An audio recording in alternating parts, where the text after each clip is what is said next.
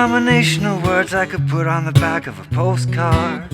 No song that I could sing, but I could try for your heart. Well, our dreams, they are made out of real things, like a shoebox of photographs of sepia tone loving.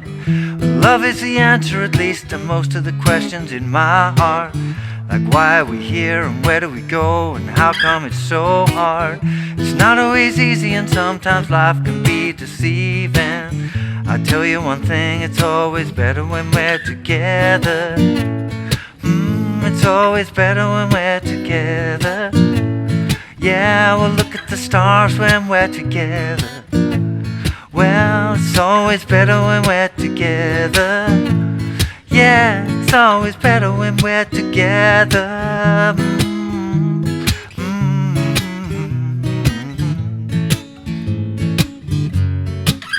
And all of these moments just might find their way into my dreams tonight.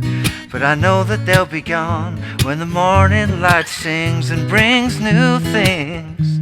For tomorrow night you'll see that they'll be gone too. Too many things I have to do. But if all of these dreams might find their way into my day-to-day scene, I'd be under the impression I was somewhere in between, with only two, just me and you. Not so many things we got to do, or places we got to be. We'll sit beneath the mango tree, yeah. It's always better when we're together.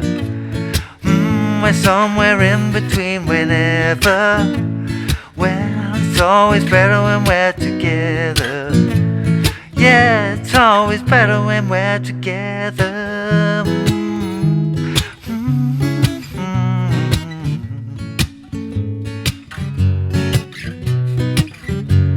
Well, I believe in memories. They look so pretty when I sleep. Hey, now when I wake up, you look so pretty, sleeping next to me.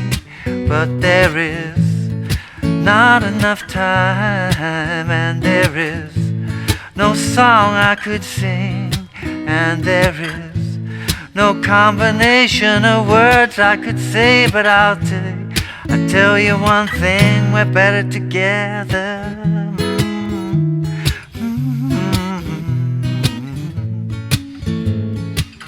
We're better together. Hey, how you doing? Justin here. Today we are checking out Better Together by Jack Johnson. Man, I love this guy.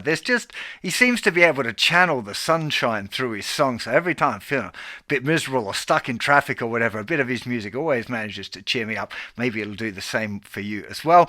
This song is a bit of a bar chords workout. It's bar chords most of the way through, so it can get a little bit testing on the thumb there if you're not used to playing songs that have got a load of bar chords in them.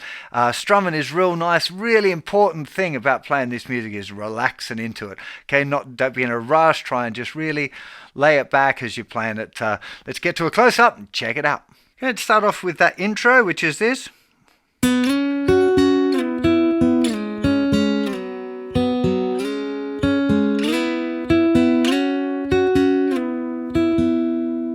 This is all thumb and first finger. Thumb is going to play all the notes on the fourth string. First finger is going to play all of the notes on the third string. We're putting second and third fingers down on the ninth fret, middle two strings, and as you probably saw, we're just sliding them around. Okay, and it goes from the ninth fret, we play the fourth string, and we slide it up to the 11th fret, and then we play the third string. Okay, 9, slide, and then play the third string. Now we play 11, slide it down to the 9 again, and then play the third string again. So 9, 11, third string, fourth string, slide back to 9th fret, play the third string. Now we play the 9th fret and slide it all the way down to the 6th fret, then play the third string, play that 6th fret and slide it down to the 4th string, and then we get a little pause.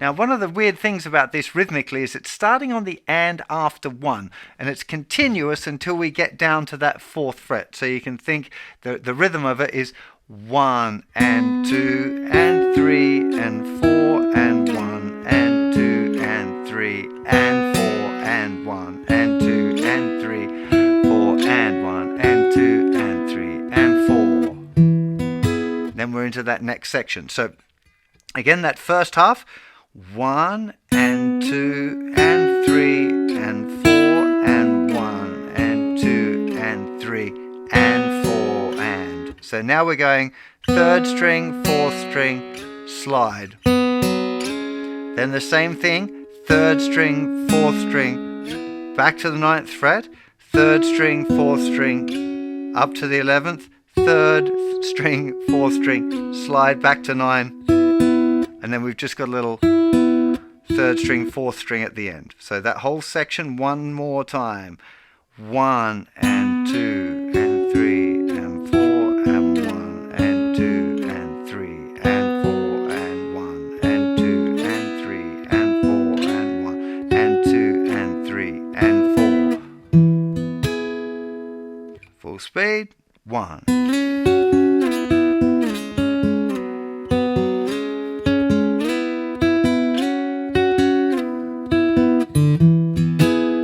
And then we're into the main chord progression, which is used for the instrumental breaks and the verse. So let's check that out.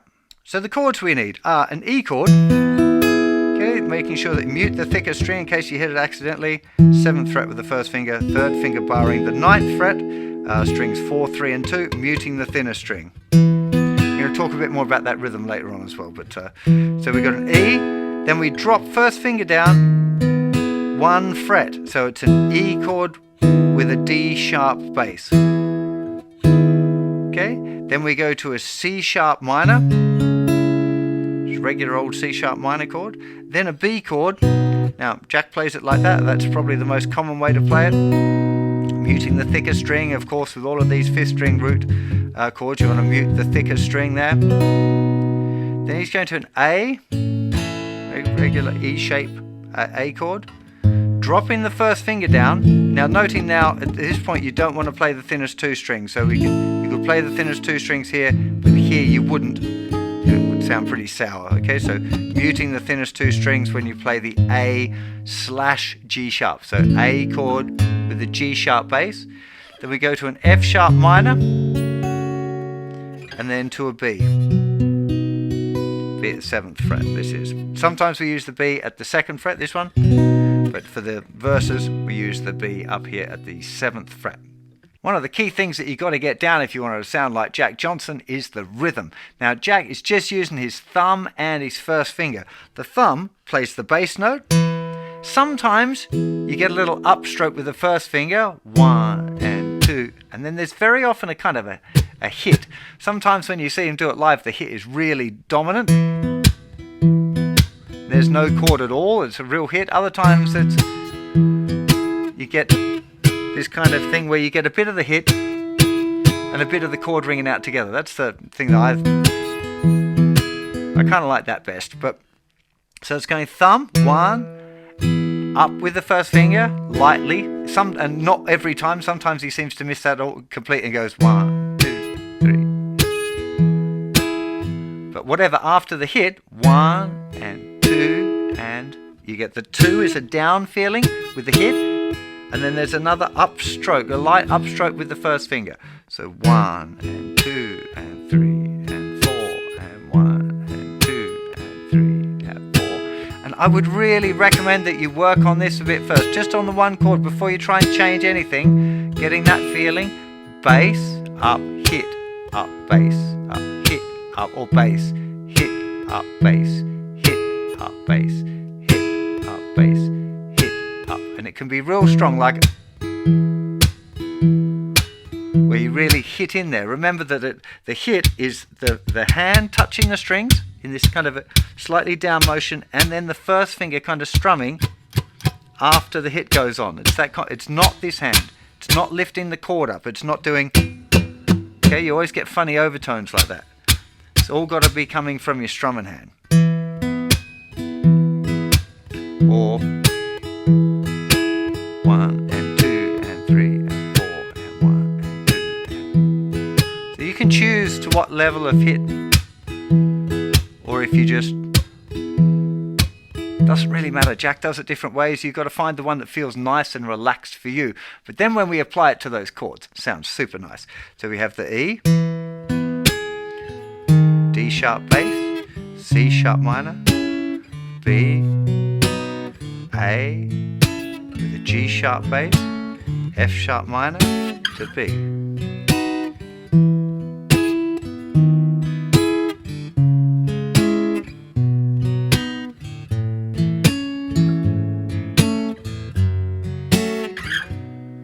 It's a really nice chord progression. Simple harmonically, but just great melody for this song as well. So work on getting that nice and slow. Don't be in a hurry. Remember, you're trying to make it feel really good as well. Getting the good feeling and not feeling all tense with it's really important. So try and, I know it sounds funny, but try and smile and enjoy it. And if you kind of put yourself in that place, you're more likely to get it relaxed. Because if you go like,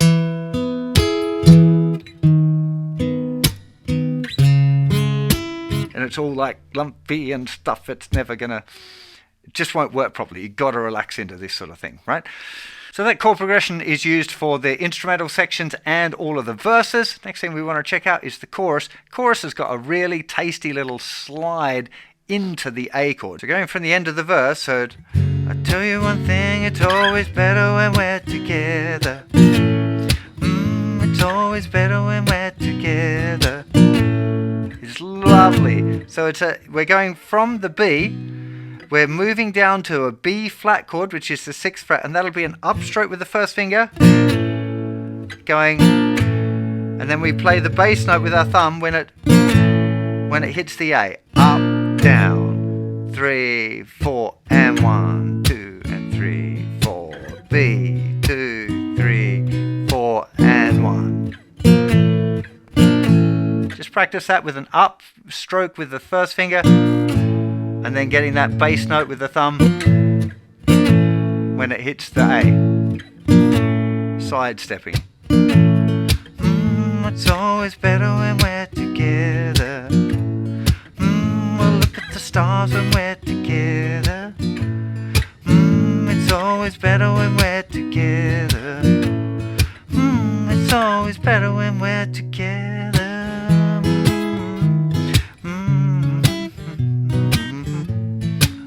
It just feels so much fun playing this tune. I love it. Just getting into that little groove there. I always end up playing this song too fast, but it's not. It's nice and relaxed. Trying to get that little pocket there. Trying to channel that Jack Johnson sunshine. It's always better when we're together. Somewhere in between whenever. It's always better when we're together. It's always better when we're together. This time we'll go into the last part that we need to check out, which is this kind of ending bridge, F sharp to B. Now back to F sharp. I believe in C chord, but this time note that he tends to play the B here instead of going from the 2nd fret back to the 7th, because you do get a bit of this bit of string noise there. So to avoid that, might be ways avoiding doing that transition. He's going the F sharp. I believe in B chord here at the 2nd fret. They look so F sharp minor, so pretty when I be. Hey now an F sharp. When I be up, you look so F sharp, sleeping next to B. But there is A, not enough B. There is no A, no song I could be. There is no A, combination of B I could say, but I tell you one thing, we're better together. And we're back again to that amazing chord progression. And if you're going to play the song on your own, you probably want to finish at that point. You don't have to. Depends if you're playing it with a band or you want to have a jam with somebody. You could be jamming there in the key of E major. Will sound really sweet. E major pentatonic or E major scale.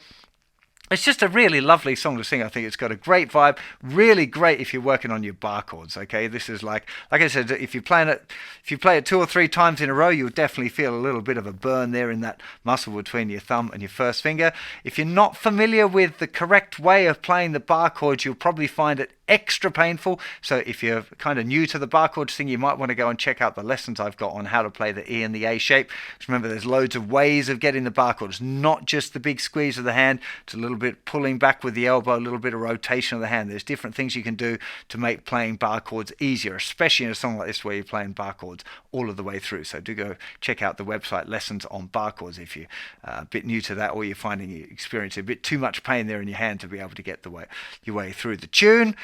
I think we're about there for this tune. Remember, there are loads more Jack Johnson lessons available over on the website, and some more coming up as well. So make sure you've subscribed to the channel, hit that little bell icon to get notified when I release new lessons. I really appreciate your support.